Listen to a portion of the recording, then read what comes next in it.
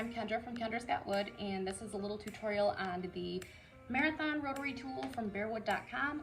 I'll show you a little bit about bit changing and how I got the texture on these leaves, things like that. This is the Marathon High Speed Rotary tool from BEARWOODS.com. For the foot pedal, you'll want it to be switched over to F. You can change the direction of the tool and your power button. You can also change the speed of the tool, but I will touch a little bit more about that later. When I'm working on things like leaves or flowers, I like to use the small ball bit, the sanding bands, and the sanding discs.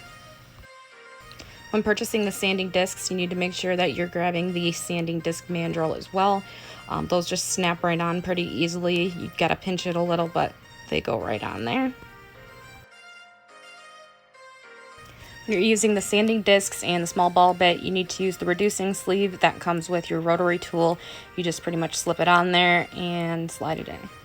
You won't need the reducing sleeve for the sanding bands. To put the sanding bands on the mandrel, you just unscrew it, slide them on, and tighten it back up.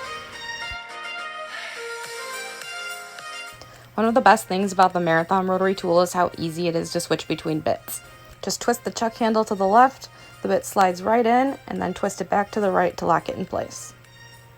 As I mentioned before, depending on which piece you're using, you may need to grab that reducing sleeve. And now you're ready to get started.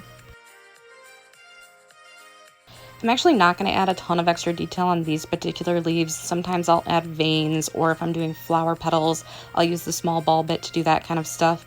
Here I just want a little bit of extra texture. Obviously, the amount of detail you add is completely up to you. With this particular project, I want to keep it kind of simple.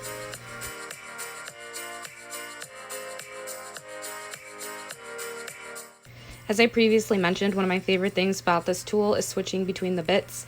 Now that I'm finished with the small ball bit, I'm going to go ahead and switch to the sanding discs. Notice that I'm just leaving the reducing sleeve inside the tool. One of my favorite things about the sanding discs is they're perfect to get in those tight spaces that you're not going to be able to get into with the sanding bands. You can also get a really cool carved look with them. I should probably mention that when I'm using the sanding discs or the sanding bands, I like to go with the coarse grit. And now I just kind of go for it. It's totally up to you how much detail you want to add or how carved you want it to look versus how rounded over you want it to look. You've just got to kind of play around with it and see what works for you.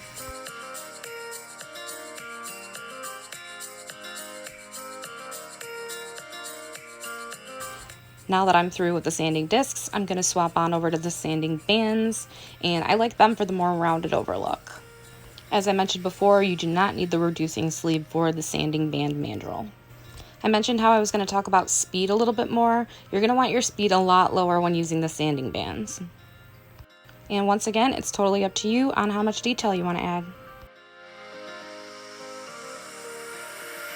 Now would be a great time for me to talk about some of the bits and accessories with the tool. I would say that the sanding bands are probably the most popular if you're trying to get that rounded over look. BEARWOODS has a couple different accessories kits on their website, and those are a great option, especially if you're just getting started, because they come with pretty much everything you need. Figured we could speed it up a little bit here, and I just basically go around my edges and round everything over.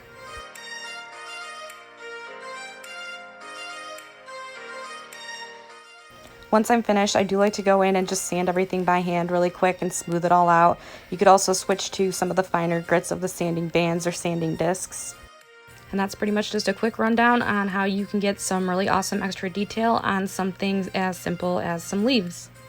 Follow me on Instagram at Kendra's Got Wood to see more of the things I've created with this awesome tool.